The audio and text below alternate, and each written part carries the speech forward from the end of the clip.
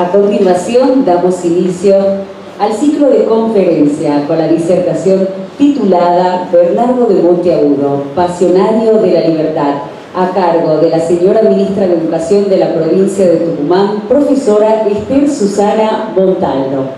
La profesora es maestra normal nacional, profesora en Ciencias de la Educación y bachiller académico, título otorgado por Berry High School, Alabama, Estados Unidos. Ha ejercido la docencia en todos los niveles del sistema educativo, destacándose como docente universitaria en la Universidad Nacional de Tucumán, donde fue directora del Departamento de Ciencias de la Educación y titular de las cátedras de Filosofía de la Educación y de Ciencias de la Educación entre el año 1993 y 2019. Investigadora categorizada, ha dirigido numerosos proyectos científicos y cuenta con publicaciones académicas y artículos de divulgación. En su trayectoria como funcionaria pública, se desempeñó, entre otros cargos, como ministra de Educación de la provincia de Tucumán, año 2003, 2007 y nuevamente desde el año 2023. Subsecretaria de Equidad y Calidad del Ministerio de Educación de la Nación, legisladora provincial, secretaria de Políticas Educativas y Culturales de la Municipalidad de San Miguel de Tucumán y directora nacional de formación docente.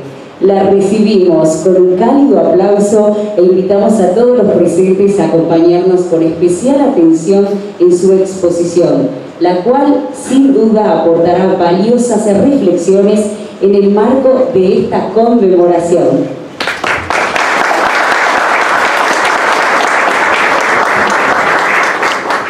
Bueno, muy buenas noches. La verdad que me siento entre amigos.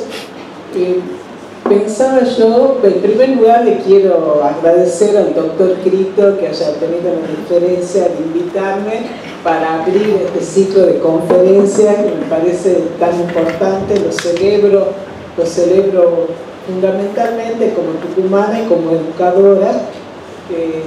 Esto que lo escuché incluso aquí al amigo José María Pose diciendo la importancia de recuperar, rescatar la figura de tantos tucumanos, y aquí veo tantos historiadores de los que aprendí tanto. Aquí el amigo Giannicelli que me enseñó tanto de la historia de Tucumán. Tuve la suerte de estar en momentos claves para tener a mi cargo una serie de actividades que la verdad jamás las hubiera pensado y por las cuales agradezco a la vida haber tenido esa posibilidad.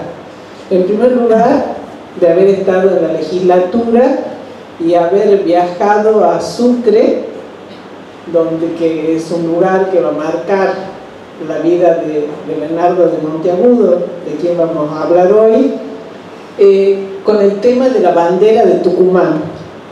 Viajamos en ese momento, me acuerdo de Jorge Mendía, no me acuerdo si Horacio también nos acompañó a Sucre en esa oportunidad, en esa primera vez no.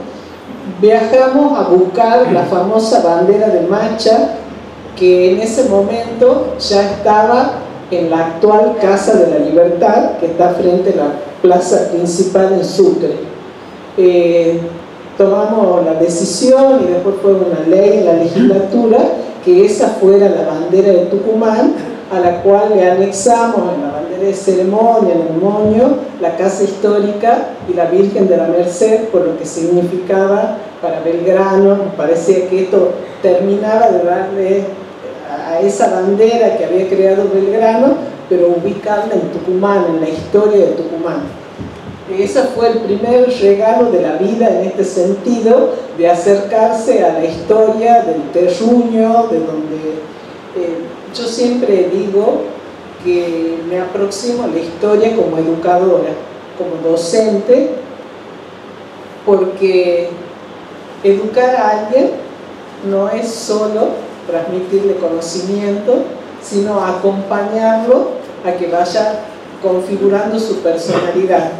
Y para que eso ocurra, nosotros tenemos que conocer cuál es nuestra historia, el itinerario de nuestra gente, de nuestra comunidad. Y hoy más que nunca, en tiempos de globalización, tener esa inserción local de la comunidad, conocer nuestra historia es fundamental. Así que yo celebro a todos aquellos que están empeñados en que Tucumán recupere su historia y vuelva a valorar a todos aquellos que nos han precedido y que han construido esta provincia y este país. Y la segunda oportunidad fue vinculada a dos personas, intendentes de la ciudad de San Miguel de Tucumán, el contador Domingo Amaya, y después le sucedió Germán Alfaro como intendente de la provincia. Ellos me convocó Domingo para ayudar en el año 2012 con todo el proceso del bicentenario de la batalla de Tucumán. Entonces ahí se inició otro proceso que nuevamente me llevó a Sucre. Estaba mi destino y ahí sí fuimos con un grupo de gente y de legisladores para ver allá, ir a Potosí, en fin, hacer todo un trabajo con la Casa de la Libertad.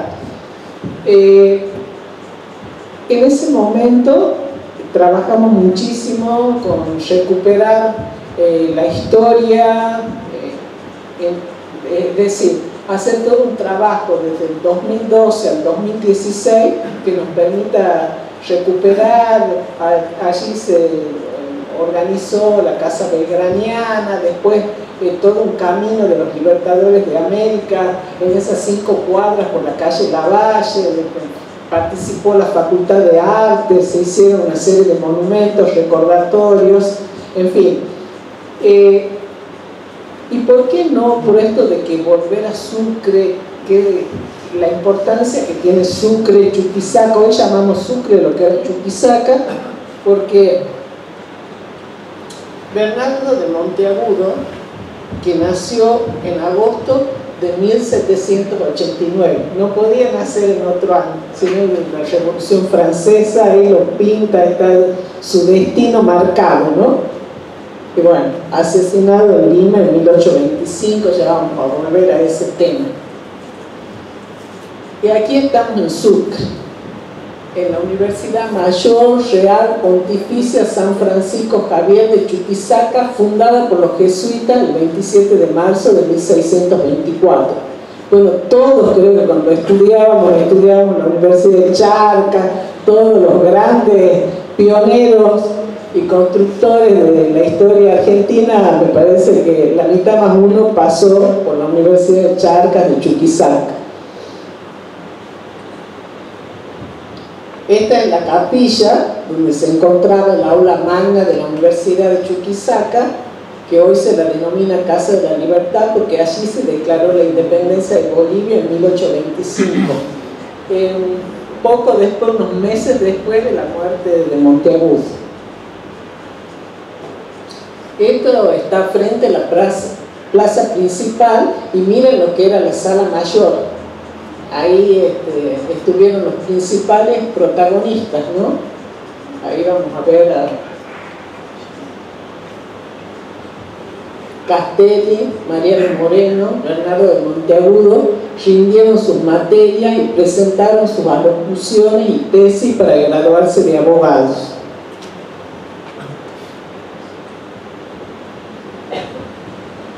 Miren, ¿no? 25 de mayo de 1808 se graduó su tesis doctoral y ahí empieza todo un trabajo revolucionario muy importante.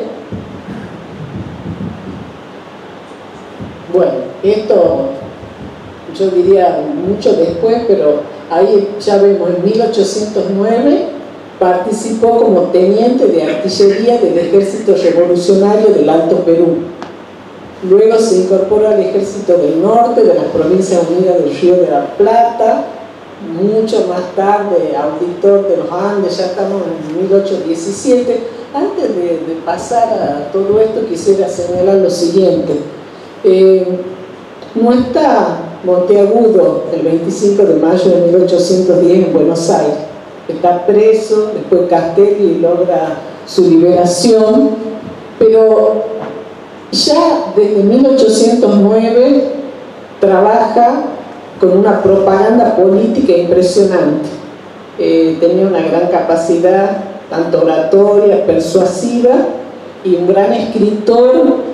Escribió este diálogo entre Inca y Fernando VII, que es una ironía, diciéndole, mire, qué pena, no sé si tengo aquí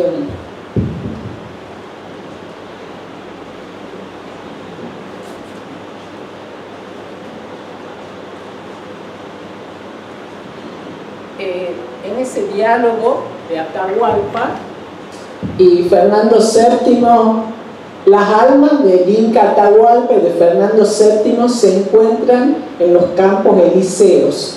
Ambos monarcas aparecen unidos por un destino común. Son víctimas de una usurpación de su trono. Atahualpa perdió el suyo a manos de los conquistadores españoles y Fernando a causa de la invasión napoleónica de España. El rey hispano aparece abatido por su desgraciada suerte y el Inca intenta consolarlo y le dice: yo también fui injustamente privado de un cetro y de una corona. A medida que se desarrolla el diálogo, el Inca, con el pretexto de solidarizarse con Fernando, expone la injusticia que han sufrido los pueblos americanos bajo la usurpación española. Habla con un teórico iluminista cuando razona que la única base de una bien fundada soberanía es el consentimiento de los gobernados, el que atropellando este sagrado principio consiguiese subyugar una nación y ascender al trono, sería antes que rey un tirano a quien las naciones darán siempre el epíteto y renombre del usurpador. Bueno, ya ven la ironía de hacer esta comparación y decir, bueno, así usted se queja por Napoleón, ¿y qué han hecho ustedes aquí? Llega finalmente en 1812, ya está aquí en el Río de la Plata, y ¿con quién se encuentra? Con alguien que llega de Europa, junto con Alvear, nada menos que José de San Martín.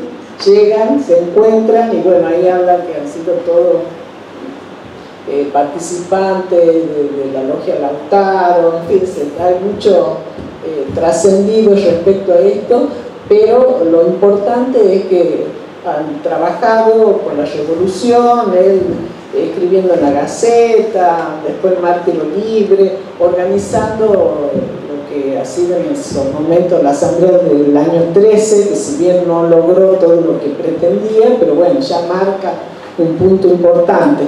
Pero debido a su influencia para la caída del segundo triunvirato, de nuevo tiene que escapar y bueno, logra escaparse para evitar que se quedara prisionero o que lo mataran. Se logra escapar, pasa por Brasil y después está en Europa. Él quería ir a Inglaterra, ver cómo estaba organizado el gobierno, y después está en Francia un buen tiempo, hasta que logra que Rivadavia, que no obstante que no eran amigos ni tenían la misma dimensión ideológica, lo ayude para que pueda regresar. Bueno, regresa a Mendoza y aquí ve auditor del ejército de los Andes, cuyo jefe era San Martín. Ya estamos ahí en el año 1817, él ya está de nuevo aquí, va a Mendoza, y mire esa carrera que hace, que logra ser ministro de Guerra y Marina del Perú, ministro de Gobierno y Relaciones Exteriores del Perú, porque bueno, allí, ¿no? Si bien San Martín y Bolívar no logran entenderse, pero él sigue trabajando con Bolívar y Bolívar le encarga que convoque a un congreso en Panamá. Viaja de Guayaquil, viaja a Panamá para organizar el congreso que permitiera la organización de los Estados Unidos de Sudamérica. Esa ha sido una idea muy importante que la mantuvo durante toda su vida. esto que les decía, redactor, la importancia de los escritos de Monteagudo en el camino de la propaganda revolucionaria. Artículos de la Gaceta, Mártiro Libre, Grito del Sur, El Censor de la Revolución, Miren en Chile, El Pacificador en Perú, y a pedido de Simón Bolívar elaboró su famoso ensayo sobre la necesidad de una federación general entre los estados hispanoamericanos y plan de su organización. La verdad que soñaba con los Estados Unidos de Sudamérica, que no logró lamentablemente. Ojalá alguna vez Mercosur o algo así. Bueno, fíjense, el 28 de enero de 1825, saliendo del trabajo, del despacho en la Casa del Gobierno del Perú, en las calles a la tarde fue interceptado por dos personas que lo asesinaron de una puñalada y fue enterrado en el convento de San Juan de Dios. Dicen que primero que tenía un carácter difícil, así como se proponía y trabajaba pasionario de la libertad, también era duro, similar a Castelli. Bueno, cuando había que ajusticiar no le temblaba el puño, y bueno, esto ha llegado a tener sus adhesiones, pero también quienes lo odiaban y pensaban que era un tirano. Y algunos dicen también algo que él se sentía algunas veces, no sé si decir despreciado o subestimado por el color de su piel. Su mamá, Catalina Cáceres, su papá, que finalmente estando aquí era una especie de vendedor ambulante, en el sentido de aquí todos los caminos, las calletas, estos caminos de comercio desde Tucumán al Alto Perú. Bueno, su padre, él no era Monteagudo, venía de un origen humilde, digamos, no tenía bienes materiales, y el color de su piel, que lo decían es mulato, es sambo, la madre será descendiente de indígena, de indios, o bien la madre habrá tenido relaciones con algún indio, bueno, toda esa historia en torno a él. Pero bueno, la inteligencia y la capacidad que tenía de persuasión con la palabra, lo decidido que era, y la formación que logró en Chuquisaca, con Moreno, con Castel, todo ese grupo de jóvenes que se formaron en la Universidad de Charcas, ha sido fundamental y han sido los que han marcado todo el proceso independentista de América. Y yo creo que hay algo... Bernardo de Monteagudo nunca abandonó la idea de que había que luchar por toda América. Esa idea de la América como una totalidad de América Latina, tal vez porque empezó en Chuquisaca, la primera revolución en 1809, y después siguió trabajando ahí hasta, bueno, todo lo que viajó. Estuvo en Panamá organizando esto que el Congreso que no se logró concretar. Bien, el 15 de 1917 se tomó la decisión de que fueran repatriados y llegaron aquí el 15 de febrero de 1918 en el puerto de Buenos Aires, en la fragata Presidente Sarmiento. Fue una reunión imponente, lo vimos en algunas de las fotos que están aquí expuestas. Y bueno, qué importante que haya tenido ese recibimiento, que se haya valorado, que se hayan hecho los trámites para repatriar sus restos. Pero bueno, como no todo es completo, no había un mausoleo para Monteagudo en la Recoleta. Entonces lo llevaron al mausoleo del teniente general Richel. Y yo voy a contar algo. Cuando me encargaron, por ser secretaria de Cultura y de Políticas Educativas en la municipalidad, que hiciera este trámite, y le agradezco al doctor Juez Pérez que está aquí porque había que hacer una serie de escritos. Ustedes saben que esto no es nada sencillo. Y empezamos este trámite. Había primero que pedir permiso al ejército, porque ese monumento era del ejército, de Richelieu. Después al cementerio, había que buscarlo al director del cementerio en Chacarita, y después, no, ya se lo llevó a ver y ahora se lo quieren llevar a Monteagudo. Y después la dirección de monumentos, ese otro tema, tampoco quería saber nada. Bueno, cuando logramos sortear todos esos obstáculos, voy a contar algo bien, un poco, no sé decir feo, pero es la verdad. Cuando yo fui a ver la urna, que me abrieran, no sé si ustedes lo han visto o han observado, el mausoleo es muy alto de Richelieu y tenía una puertita que ya la foto anterior me parece que fue la anterior. Sí, la anterior. Se le había pasado. No, ahí está, mira.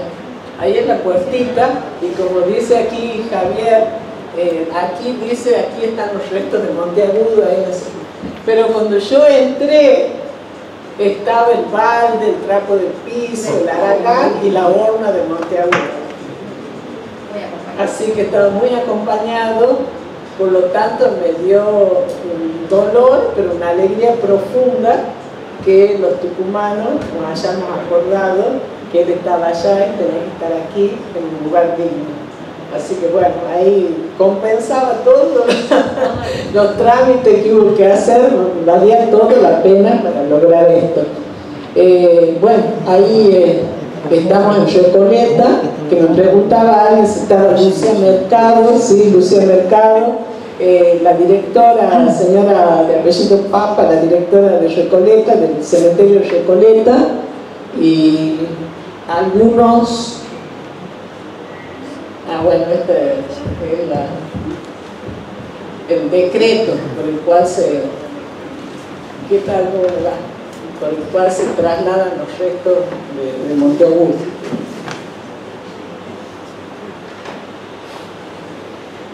Esas son cosas del destino, que uno va a caer en esa... Agradecida, por supuesto, que me haya tocado eso. Bueno, y aquí ven, se sacó la urna, estaba buenísimo que mandaron granaderos que acompañaran eso.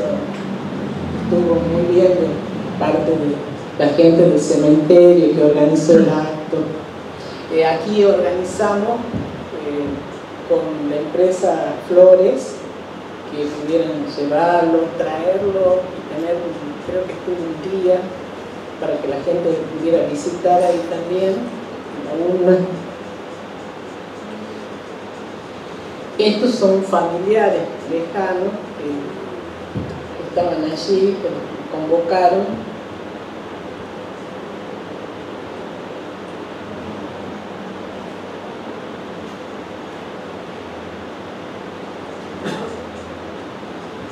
Bueno, aquí están los familiares, la directora del cementerio y el historiador Lázari, un historiador muy conocido que está ahí siempre en Recoleta.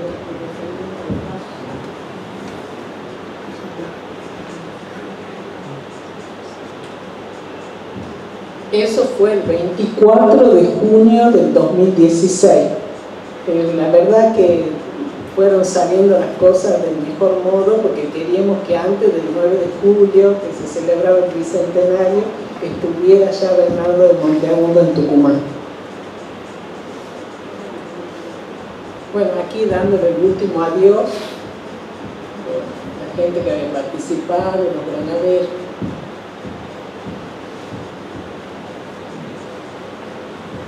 Bueno, aquí ya no tenía, hay otra foto, creo que hay, no sé si ustedes aquí también tienen alguna, fue el gobernador y muchísimas autoridades, bueno, muchísima gente en el cementerio del Oeste, ese 29 de junio, cuando llegaron los restos de Bernardo de Monteagudo al cementerio.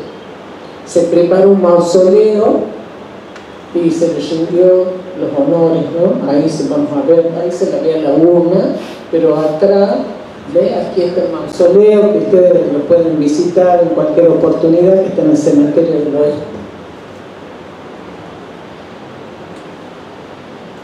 No, aquí la autoridad, la gente que había participado en esto, que lo trabajamos también bastante en todo este proceso que ha sido largo y complejo con la UTN. Costa.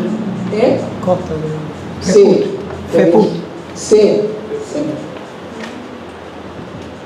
Bueno, y también le encargamos a Aníbal Fernández, artista plástico, que realice en honor de Bernardo de Monteagudo este mural, que está en la pared interior de la entrada del cementerio del Oeste.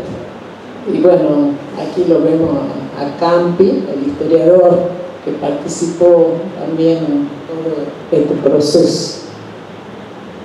Bueno, con esto queríamos hacer